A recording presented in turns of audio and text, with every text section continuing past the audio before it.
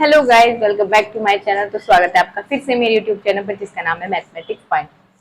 तो आज का टॉपिक कुछ स्पेशल होने वाला है क्योंकि आज के जो टॉपिक मैंने लिया है वो उत्तराखंड के बोर्ड के एग्जाम शुरू होने वाले हैं।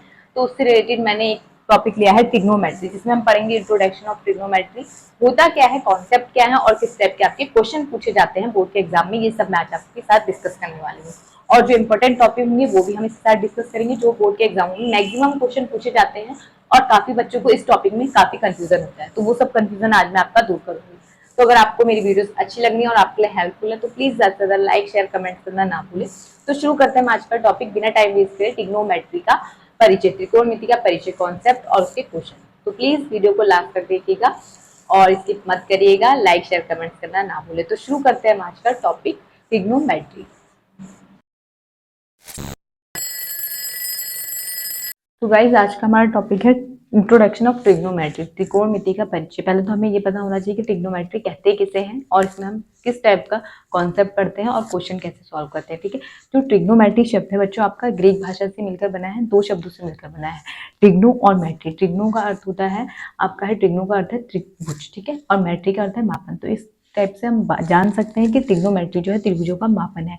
इसमें जो हम जितने भी चीजें पढ़ेंगे वो हम त्रिभुज के ट्रायंगल के अनुसार ही पढ़ने वाले हैं, उनके मापन में ही हम पढ़ने वाले हैं। ठीक है, तो त्रिकोणमिति का परिचय जो है त्रिभुजों के मापन के बारे में हम पढ़ने वाले हैं। उसके बाद हम बात कर लेते हैं, हमें दो डायग्राम गिवन है जिसमें हमारे पास ए है, एक एंगल ए बी सी, ठीक है, दूसरा भी ए बी सी है, जहाँ एंगल बी है हमारा 90 डिग्री का और एंगल ए थीटा है। ठीक है, तो अगर हमें इस टाइप के कुछ ट्राइंगल या दिखते हैं तो वो जो होता है समकोण त्रिभुज होता है, जिसमें हमारा एंगल बी क्या है, बी 90 डिग्री है। ठीक है, तो ये जो हमें एंगल बी दिया गया है और एंगल थीटा दिया गया है, थीटा जो है एंगल ए पर है, तो इसके सम्मुख जो भुजा होगी वो आपका कहलाता है लंब और इससे जो लगी हुई भुजा होगी वो आपकी कहलाएगी आधार। ठीक है, ये जो होता है ये आपका होता है आधार और ये होता है आपका लंब और ये होता है कर्ण। ठीक है, सेम ऐसे दूसरा डायग्राम है, यहाँ थीटा जो है सी है। ठीक है, तो इसके सम्मुख वाली भुजा कौन सी कहलाएगी, आपके लंब, और इससे लगी हुई भुजा क्या कहलाएगी, आपकी आधार कहलाएगी। ये बात ध्यान देने वाली है। ठीक है, आपको इतना पता होना चाहिए कॉन्सेप्ट का। अगर हमें एंगल बी दिया गया है या एंगल ए की बात करी गई है, थीटा कहाँ पे है, तो उसके सामने वाली भुजा आपके लंब कहलाने वाली है और उससे लगी हुई भुजा आपकी आधार कहलाने वाली है। ठीक है, इसके बाद बात हम कर लेते हैं पाइथागोरस प्रमेय की। ठीक है, पाइथागोरस प्रमेय क्या है, किसी समकोण त्रिभुज में यदि हमें एंगल बी 90 डिग्री दिया हुआ है, ठीक है, एक समकोण त्रिभुज वो होता है जिसमें 90 डिग्री का एंगल बना होता है। ठीक है, वो हमारा कौन सा कहलाता है, समकोण त्रिभुज कहलाता है। तो ये जो हमारा ट्राइंगल दिया गया है ये हमें समकोण त्रिभुज दिया गया है।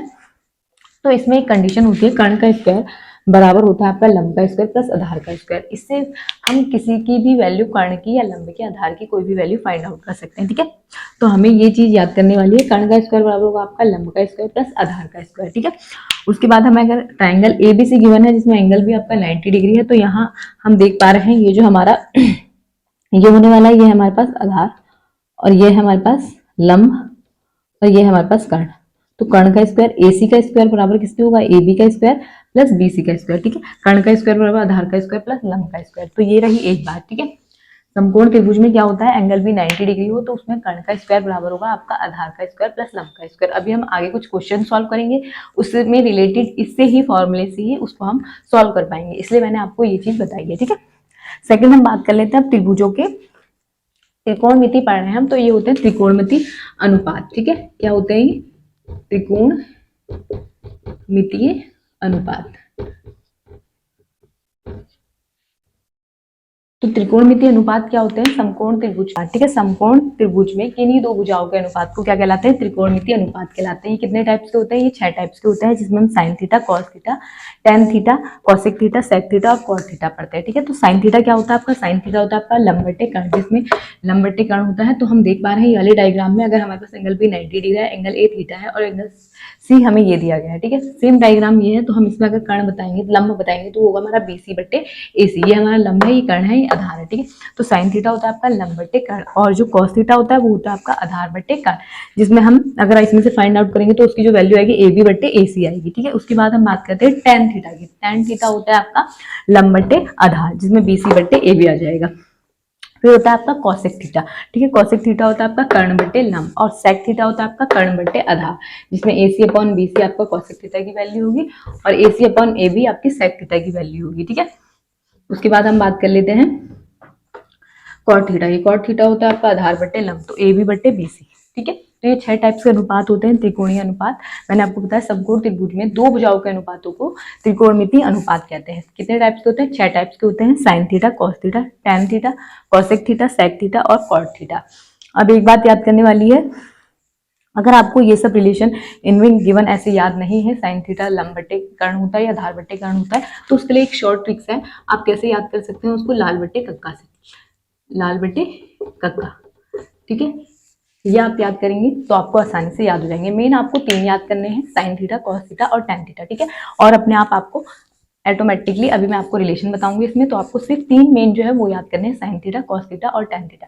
तो साइन थीटा जो होता है, आप देख पाएंगे कि साइन थीटा होता है लंब बट्टे कर्ण, ठीक है।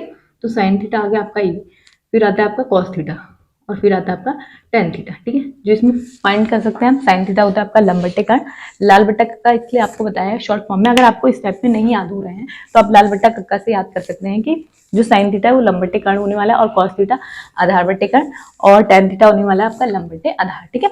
तो ये एक छोटी सी ट्रिक्स है, आप याद कर सकते हैं, एग्जाम टाइम में आपको हेल्पफुल रहेगी। तो उम्मीद है कि ये कॉन्सेप्ट आपको समझ में आया होगा। अब हम इनसे रिलेटेड कुछ क्वेश्चन सॉल्व करेंगे और एक रिलेशन मैं आपको बताने वाली हूँ, साइन में कॉसेक में और कॉस का सेक में और टैन का कॉट में, ठीक है। तो वीडियो को स्किप मत करिएगा, एंड तक देखिएगा, लाइक शेयर कमेंट करना ना भूलें। गाइस अब हम क्वेश्चन सॉल्व कर लेते हैं, जो है यदि tan a बराबर 4/3 है तो सभी त्रिकोणमितीय अनुपात ज्ञात करें। तो हमने अभी तक त्रिकोणमितीय अनुपात जो ज्ञात करें वो साइन थीटा, टैन थीटा और कॉस थीटा था, ठीक है। और सेक थीटा, कॉसेक थीटा भी हम फाइंड आउट कर सकते हैं, पर यहाँ जो क्वेश्चन पूछा गया है वो tan a में पूछा गया। tan a बराबर आपका 4/3 है। तो अगर हमें याद है तो हमने पढ़ा है tan जो है, tan थीटा जो होता है वो बराबर होता है लंब बट्टे आधार के, ठीक है। लंब बट्टे आधार के बराबर होता है। तो अगर हम इसका डायग्राम ड्रॉ करें तो ये कुछ इस टाइप का होने वाला है। ये हमारे पास बी है, लेट सपोज ये ए है और ये सी है, ये है हमारे पास सिंगल ए। तो लंब बट्टे आधार, लंब दिया है आपका, यहाँ हमसे कहा गया है लंब जो है इसमें वो है आपका बी सी, और जो आधार है, जो लंब दिया गया है वो है आपका बी सी और जो आधार है वो दिया गया है आपका ए बी, ठीक है। ये आपका आधार हो गया और ये आपका लंब हो गया और ये आपका हो गया कर्ण। इसमें जो वैल्यू दी गई है वो इसकी दी गई है 4/3। तो इसका मतलब जो है हमारा BC जो है हमारा लंब है हमारे पास 4 और आधार है हमारे पास 3, ठीक है। तो 4/3 जो आया है वो हमारा BC आधार बटे tan A की वैल्यू आया है, ठीक है। tan A जो है हमारा वो है लंब बटे आधार। तो हमने फाइंड आउट करा, जो लंब है वो 4 है और आधार जो है वो 3 है। तो हम इसे क्या मान लेंगे? हम मान लेंगे BC बराबर 4 के और AB बराबर हमारे पास आ गया 3 के, जहाँ K एक धनात्मक है, जहाँ K एक धनात्मक है, ठीक है। हम कांस्टेंट वैल्यू इसलिए रख रहे हैं क्योंकि डायरेक्ट हम लिख रहे हैं BC की वैल्यू 4 है और AB जो है वो 3 है। तो हमने मान लिया कि AB जो है हमारा, BC जो है हमारा 4 के है और AB जो हमारा 3 के है, ठीक है। लंब बटे आधार गिवन था हमें, तो हमने उसकी वैल्यू फाइंड आउट करके हमने फाइंड आउट कर लिया। अब उसने कहा सभी त्रिकोणमिति के अनुपात ज्ञात करें। हमें पता है tan थीटा जो होता है लंब बटे आधार के बराबर होता है, और हमने पढ़ा है साइन थीटा जो होता है वो किसके बराबर होता है? साइन थीटा होता है हमारा लंब बटे कर्ण, और जो cos थीटा आता है वो आता है आपका आधार बटे कर्ण। तो हमें ये फाइंड आउट करने के लिए हमें ये पता होना चाहिए, लंब आधार तो गिवन है पर हमारे पास कर्ण नहीं है। तो यहाँ कर्ण निकालने के लिए हम कौन सी प्रमेय लगाने वाले हैं? पाइथागोरस प्रमेय, ठीक है। तो पाइथागोरस प्रमेय जब हम निकालेंगे, पाइथागोरस प्रमेय हमारी कहलाती है कर्ण का स्क्वायर बराबर होता है आधार का स्क्वायर प्लस लंब का स्क्वायर, ठीक है। तो आधार है हमारा AB, AB का स्क्वायर, और लंब का स्क्वायर जो आ गया वो आ गया आपका BC का स्क्वायर, और ये आ गया कर्ण AC का स्क्वायर। अब हम इनकी value find out, value put कर देंगे। AB है हमारा 3 के और BC है हमारा 4 के का होल स्क्वायर, ठीक है। तो यहाँ से आ गया हमारा AC का होल स्क्वायर बराबर 3 3 से 9 के स्क्वायर और प्लस 16 के स्क्वायर, ठीक है। तो यहाँ 9 और 16 हो गया आपका 25 के स्क्वायर, ठीक है। ये आ गया आपका AC का होल स्क्वायर। पर हमें क्या फाइंड आउट करना है? ओनली AC, कर्ण का स्क्वायर नहीं, कर्ण फाइंड आउट करना है। तो AC बराबर आ जाएगा √25 के स्क्वायर, और 25 हमें पता है किसका अंडर रूट होता है? 5 का, और के स्क्वायर है तो ये बाहर आके के हो जाएगा। तो AC जो आ गया वो आ गया हमारा 5 के, मतलब कर्ण जो आ गया वो हमारा आ गया 5, ठीक है। तो साइन थीटा हम देखें तो साइन थीटा है हमारे पास लंब बटे कर्ण, लंब का मतलब है यहाँ BC और कर्ण है AC, और कॉस थीटा आधार वो है आपका AB और ये है आपका AC। तो हमारे पास साइन थीटा जो आ गया, BC कितना है हमारे पास? BC हमारे पास 4 और ए सी आ गया हमारे पास 5, ये हमने 4 के माना था, ये हमने 5 के माना था, तो ये हो जाएगा साइन थीटा की वैल्यू आ गई आपके पास 4/5, और जो कॉस थीटा आ गया वो आ जाएगा आपके पास, कॉस थीटा होता है आधार बट्टे कर्ण, तो ये हो गया आपका 3/5। तो ये जो आ गए आपके अनुपात आ गए, ठीक है।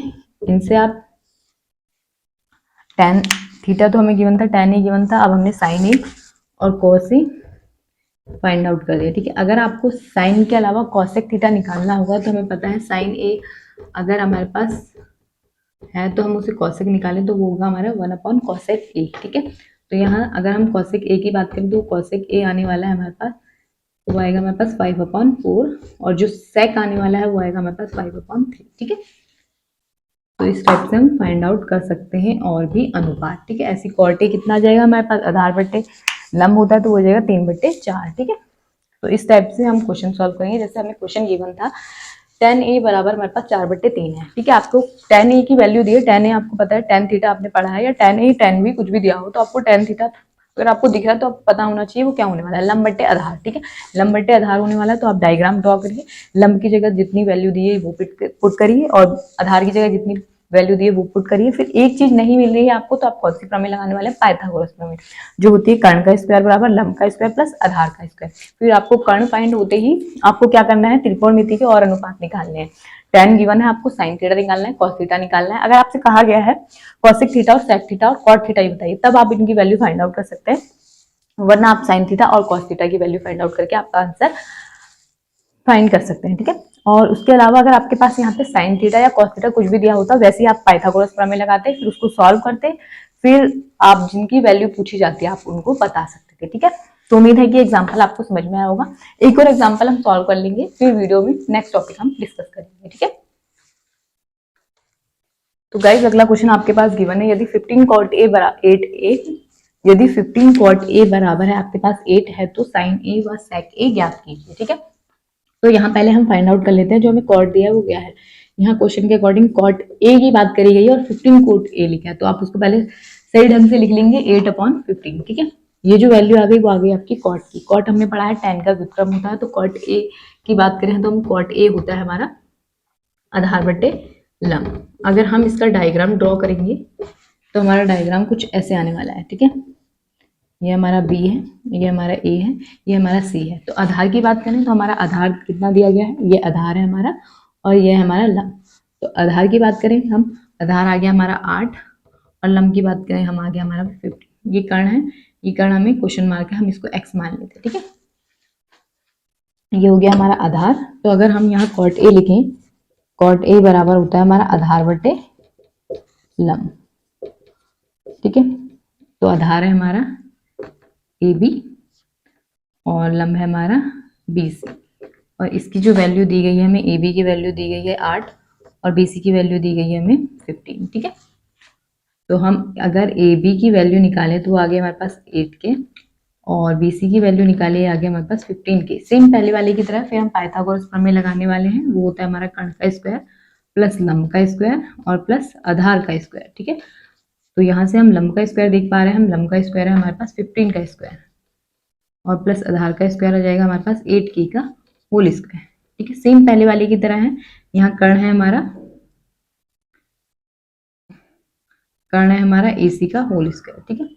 तो 15 का स्क्वायर होता है आपके पास 225 के स्क्वायर प्लस 8 8 जो 64 के स्क्वायर, ठीक है।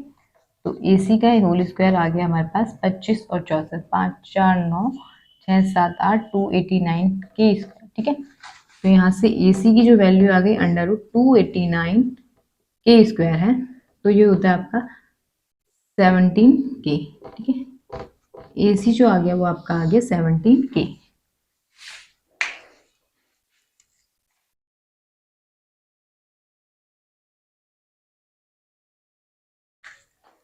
तो AC जो आ गया वो आपका 17 के आ गया, ठीक है।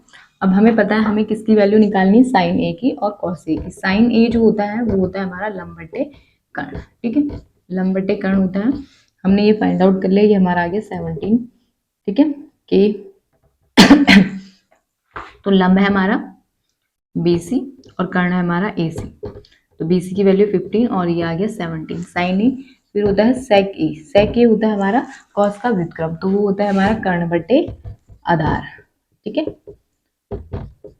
तो कर्ण है हमारा ए सी और आधार है हमारा ए बी, तो ये आ गया 17 अपॉन ए बी हमारे पास ए। ठीक है, तो हमसे क्या पूछा गया था, हमसे पूछा गया था यदि 15 कॉट ए बराबर 8 है तो साइन ए व सेक ए ज्ञात करना है। हमने क्या करा, पहले हमने कॉट ए की जो वैल्यू थी उसको हमने क्या करा, यहाँ 15 था मल्टीप्लिकेशन में, इसे हम डिवीजन में ले जाएंगे तो 8/15 हो जाएगा। हमें पता चला कि कॉट ए बराबर होता है आधार बटे लंब के, तो हमने डायग्राम ड्रॉ करा, वो निकाला, फिर पाइथागोरस प्रमेय से कर्ण निकाला, कर्ण का स्क्वायर बराबर होता है लंब का स्क्वायर या आधार का स्क्वायर। आप इन्हें आगे पीछे लिख सकते हैं, आधार का स्क्वायर प्लस लंब का स्क्वायर, जोड़ना है ऐड करना है तो कोई फर्क नहीं पड़ेगा। ठीक है, तो 15 का स्क्वायर होता है आपका 225, 8 का स्क्वायर होता है 64 और इनको ऐड करा तो 289 आ गया, तो AC जो आया हमारे पास 17 आ गया। ठीक है, तो जो हमारे पास कर्ण आया वो 17 आ गया। फिर साइन ए हमसे पूछा गया है, तो हमें साइन ए पता है कि लंब बट्टे कर्ण होता है, तो लंब बट्टे कर्ण होता है, लंब हमारा गिवन है 15 और कर्ण हमने निकाला है 17। ठीक है, ऐसे सेक ए जो होता है कॉस ए में एक रिलेशन होता है कॉस का 1/sec ए। ठीक है, तो कर्ण बट्टे आधार होता है, तो AC/AB 17/18।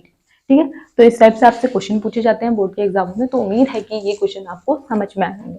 अब हम नेक्स्ट टॉपिक और भी डिस्कस करेंगे, तो लाइक शेयर कमेंट्स करना ना भूलें वीडियो को, और बने रहे मेरे साथ एंड तक।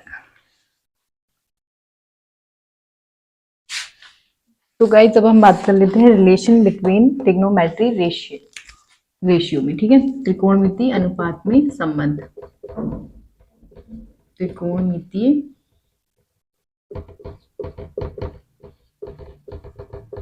अनुपात में संबंध। ठीक है, तो अब हम पढ़ लेते हैं रिलेशन बिटवीन ट्रिग्नोमेट्रिक रेशियोज।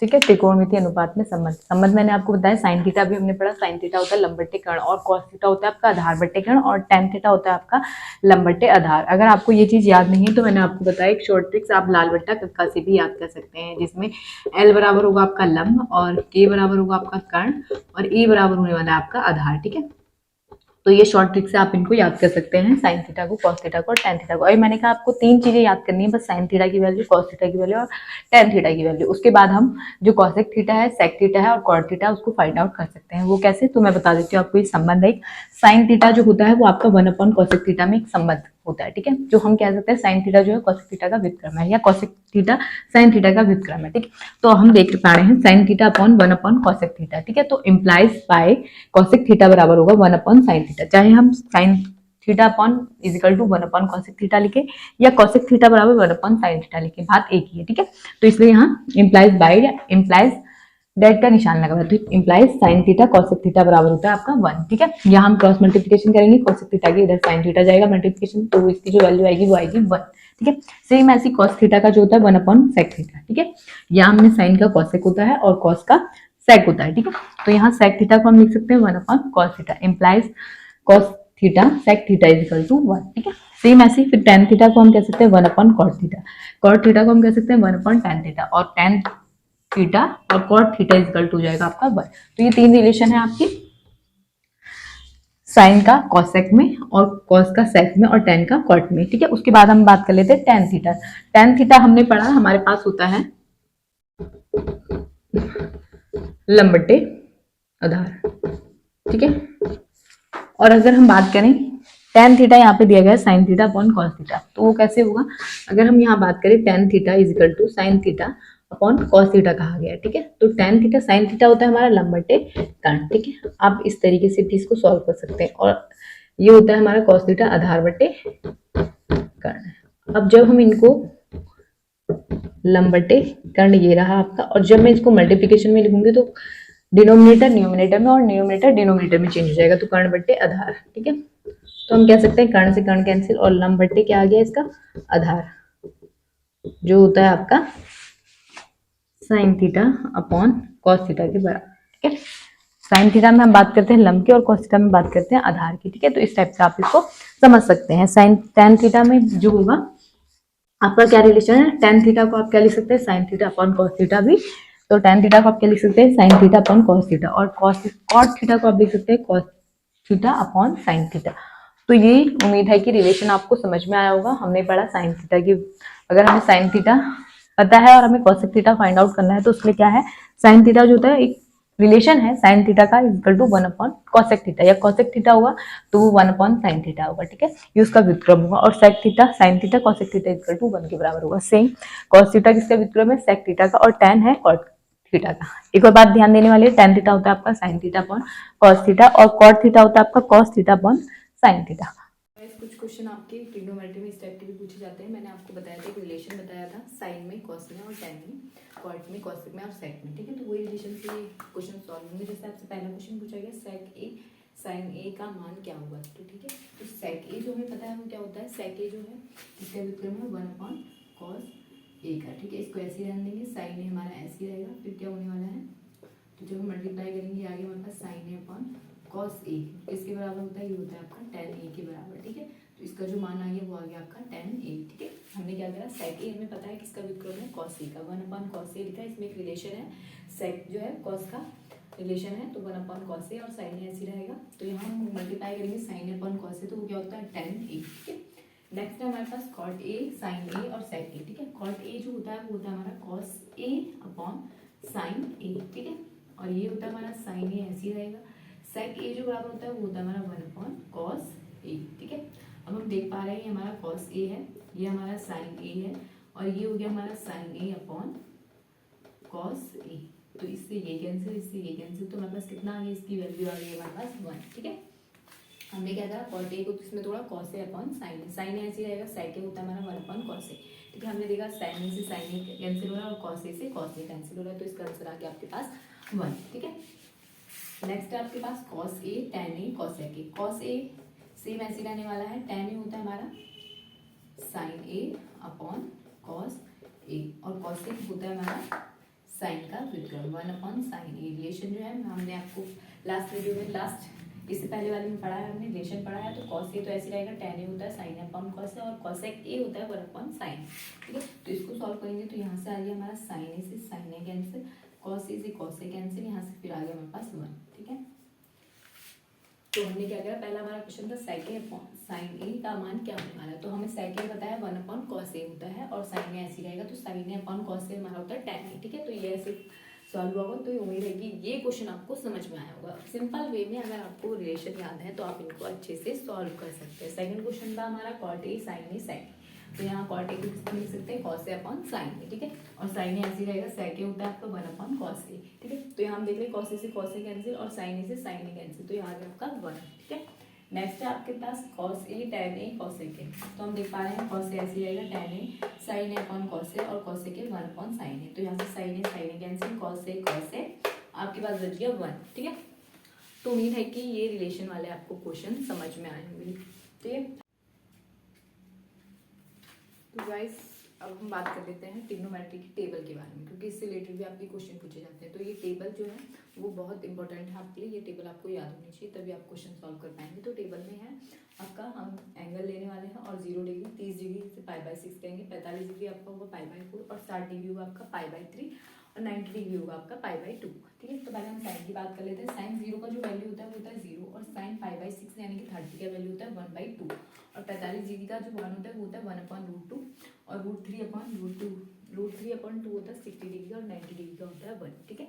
उसके बाद हम कॉस की बात कर लेते हैं। कॉस 0 का मान होता है 1, और 30 का मान होता है √3/2, और 45 का मान होता है 1/√2, फिर 60 डिग्री का मान होता है 1/2, और 90 डिग्री का होता है 0, ठीक है। फिर tan 0 का होता है 0, और 30 डिग्री का 1/√3, 45 का 1, और 60 का √3, और 90 का इन्फिनिटी। फिर उसके बाद कॉट की बात कर लेते हैं। कॉट होता है 0 पर इन्फिनिटी, और 30 पे √3, और 45 पे 1, और होता है हमारे पास 60 पे 1/√3, और होता है फिर 90 पे 0, ठीक है। फिर उसके बाद सेक की बात कर लेते हैं। सेक 0 का मान होता है 1, 2/√3, 30 का मान, 45 का मान √2, 60 का मान होता है 2, और 90 का मान होता है इन्फिनिटी, ठीक है।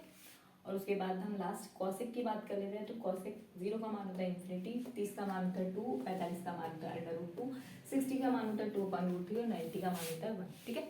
तो ये टेबल है कुछ, आप इसको याद करने की जो ट्रिक है वो ये है 0, 1/2, 1/√2, √3/2, 1, ठीक है। अब यहाँ से आपको एक सीक्वेंस याद हुआ 0, 1/2, 1/√2, √3/2 और 1, ठीक है। उसके बाद आप जस्ट इसके पीछे से शुरू करेंगे। cos 0 का मान हो गया 1, और ये हो गया √3, और 45 डिग्री का मान होता है 1/√2, ये हो गया फिर 60 डिग्री 1/2 और ये हो गया आपका 90 पे 0, ठीक है। उसके बाद ये चीज़ याद करने के बाद साइन और कॉस, उसके बाद आप tan याद करिएगा। tan का मान होता है 0 का 0, 1/√3, 1√3 इन्फिनिटी। फिर आप इन्फिनिटी से चालू कीजिए। 0 का मान हो गया इन्फिनिटी, √3, 30 का मान, 45 का मान 1 ही होने वाला है, और 1/√3 और 0, ठीक है। ये दो चीज़ें आप एक साथ करेंगे आप। फिर उसके बाद आप सेक और कॉसेक की बात कर लेंगे। सेक से शुरू हुआ 1, 2/√3, √2, 2 और इन्फिनिटी, ठीक है। फिर इन्फिनिटी से 2, √2, 2√3, 1, ठीक है। तो ये शॉर्ट सी ट्रिक्स थी, आपको टेबल याद करा देंगे, ठीक है। अब इससे रिलेटेड हम कुछ एग्जाम्पल कर लेंगे, फिर उसके बाद हम आगे डिस्कस करेंगे, ठीक है। तो गाइस ये कुछ थीटा से जो हमने अभी टेबल पढ़ी उससे रिलेटेड कुछ क्वेश्चन है, तो हम ये सॉल्व कर लेते हैं, ठीक है। तो पहला क्वेश्चन आपका tan 30 degree, sec 45 degree, tan 60 degree और sec 30 डिग्री का मान क्या होगा। तो हम जानते हैं जो tan 30 डिग्री का मान होता है वो होता है आपका 1/√3, ठीक है। और sec 45 डिग्री का मान होता है आपका √2, ठीक है।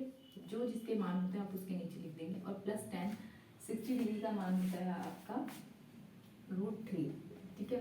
और sec 30 डिग्री का मान होता है आपका 2/√3, ठीक है। तो ये थे मान आपके।